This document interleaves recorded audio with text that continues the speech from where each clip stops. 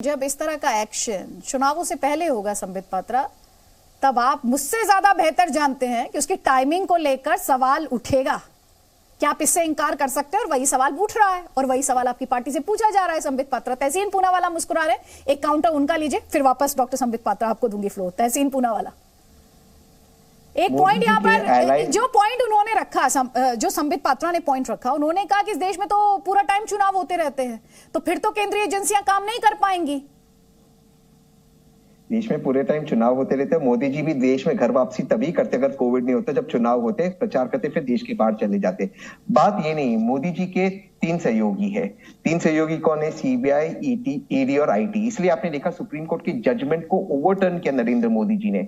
मैं बड़े जिम्मेदारी से आपके शो को कह रहा हूं, सुप्रीम कोर्ट के जजमेंट को ओवरटर्न करते ईडी डायरेक्टर को एक्सटेंशन दिया। इससे क्या जरूरत थी? आपको सारे मुल्क में एक ही ईडी डायरेक्टर है कि आप उसको एक्सटेंशन दे दे? जब सुप्रीम कोर्ट ने अपने ऑर्डर में कहा कि डायरेक्टर को एक्सटेंशन नहीं दे सकते, तो इसका मतलब क्या है? इसका मतलब यह है कि इन एजेंसीज का प्रयोग हो रहा है नरेंद्र मोदी जी द्वारा कि जब चुनाव होता है विरोधी पर रेड होते।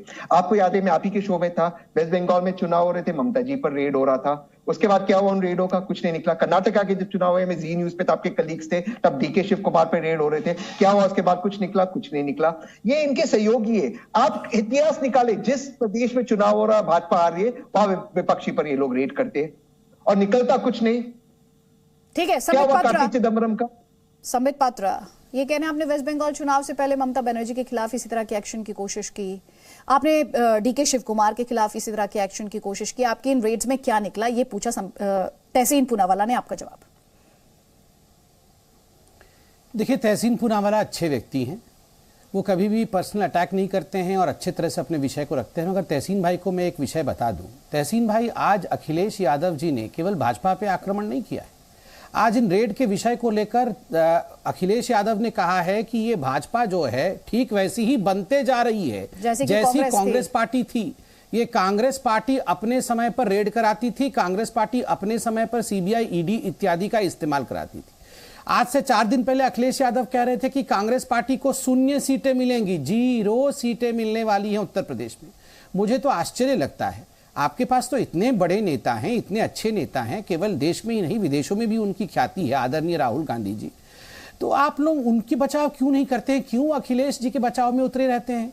अखिलेश जी ने इतना कुछ कह दिया कांग्रेस पार्टी के लिए कि आप रेड कराते थे, आपको 0 सीटें मिलेंगी, मगर आप उनकी बचाव में क्यों लगे हुए हैं? और अदिति जी, मैं एक विषय आपसे भी कहना चाहूंगा बहुत आदरपूर्वक। आपने कहा कि अखिलेश यादव जी महाराष्ट्र की तरह और बंगाल की तरह अपने आप को लाभान्वित करना चाहते हैं, ये कह के कि बदले की भावना के साथ रेड हो रहे हैं। देखिए, रेड तो बदले के भाव के साथ नहीं हो रहे हैं, मगर बंगाल में भारतीय जनता पार्टी 1 सीट से 3 सीट और 3 सीट से 74 तक सीट के सफर तक को तय किया है हमने। 3% वोट शेयर से 38% वोट शेयर के सफर को भारतीय जनता पार्टी ने तय किया है और वही एक टर्म में तय किया है। ये कोई छोटा विषय नहीं। महाराष्ट्र में हमारी सरकार बननी थी, ये तो अलग बात है कि शिवसेना ने पीठ में छुरा भोंका, और पीठ में छुरा कैसे भोंकते हैं वो राहुल गांधी के तरीके से पीठ में छुरा भोंकना अलग है। राहुल गांधी ने जो डेमोन्स्ट्रेट किया था छुरा भोंकने वाला पीठ में, वो तरीका अलग है, उस पे मत जाना आप। मगर शिवसेना ने हमारे पीठ पे वाकई छुरा भोंका था, इसलिए हमारी सरकार नहीं बनी।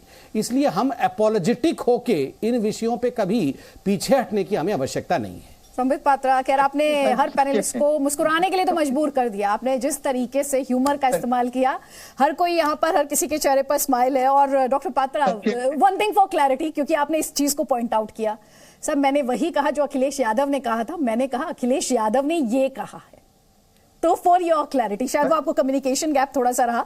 लेकिन तहसीन पूनावाला, इनका जवाब, डॉक्टर अजीज खान भी आ गए, देखिए उनको भी आपने मुस्कुराने के लिए मजबूर कर दिया। संबित पात्रा, जो मैं कह रही थी कि हर कोई मुस्कुरा रहा था, हर किसी को आपने मुस्कुराने के लिए मजबूर किया है। तो ठीक है, पहले आप तहसीन से काउंटर ले लीजिए, उसके बाद डॉक्टर अजीज खान, जल्दी जल्दी प्लीज। क्या चोट पहुंचाने की बात चल रही है? मोदी जी ने तो सबके दिल पे चोट पहुंचाई है। क्या क्या वादे नहीं किए थे 2013-2014 में नरेंद्र मोदी जी? ट्वीट पढ़ लेता हूं, नरेंद्र मोदी जी कहते हैं चुनाव आता है और सीबीआई की रेड आती है, हर किसी पॉलिटिकल ओपोनेंट पे आता है। आज वही बात नरेंद्र मोदी जी कह रहे। संबित भाई ने मेरी ईडी डायरेक्टर के प्रश्न का उत्तर नहीं दिया, इस प्रश्न का भी उत्तर नहीं दिया कि महाराष्ट्र के चुनाव के पहले किस तरह से शरद पवार जी को ह्यूमिलिएट करते ईडी ने बुलाया था। इसका भी जवाब वे नहीं देंगे कि तमिलनाडु के चुनाव के पहले किस तरह से स्टालिन साहब को बुलाया गया था। मैं आपसे पूछता बताओ, स्टैलिन के पास से क्या निकला, पवार साहब के पास से क्या निकला, आपके पास चिदंबरम साहब के पास से क्या निकला? कुछ नहीं निकला। निकला आपके पास ठीक उतना जितना मोदी जी के प्रेस कॉन्फ्रेंस से, जीरो। लेकिन अपनी बात में समाप्त करता हूं संबित भाई, इस चीज को आप सुनिए। आप नए भारत बनाने वाले थे, आप नए भारत की रचना करने वाले थे। जो कांग्रेस ने गलतियां की, और कांग्रेस ने गलतियां की इसलिए कांग्रेस का यह हशर हुआ कि कांग्रेस 50 सीटें पे आ गई।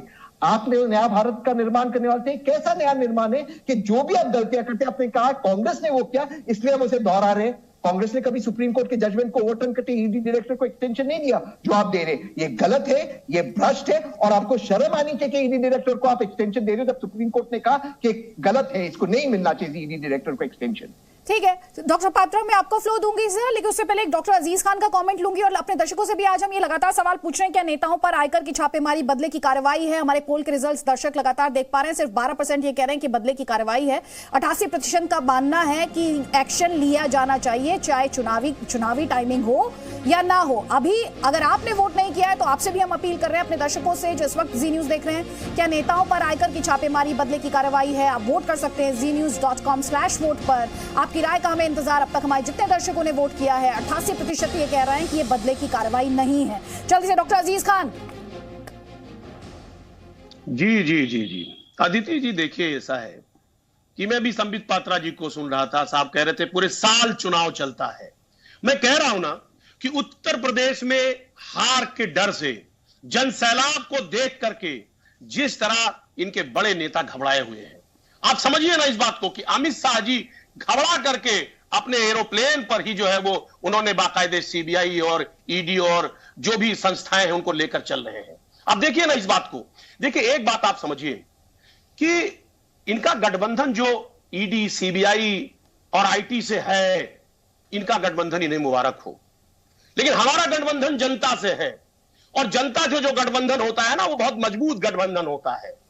हम डरने वाले लोग नहीं हैं। हम जानते हैं आप डरा रहे हैं। आपने डराया पश्चिम बंगाल में भी था, आपने डराया महाराष्ट्र में भी था, आपने कहां नहीं डराया है? आपने अशोक गहलोत जो भी डराया था, आपने किसको नहीं डराया? हसर आपका क्या हुआ?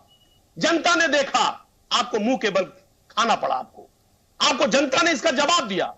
आप समझिए, जो भी उत्तर प्रदेश में ये छापे चल रहे हैं, माननीय अमित शाह जी और माननीय योगी जी की देखरेख में चल रहे हैं। Presenting B News app available on Google Play and App Store. Download it now.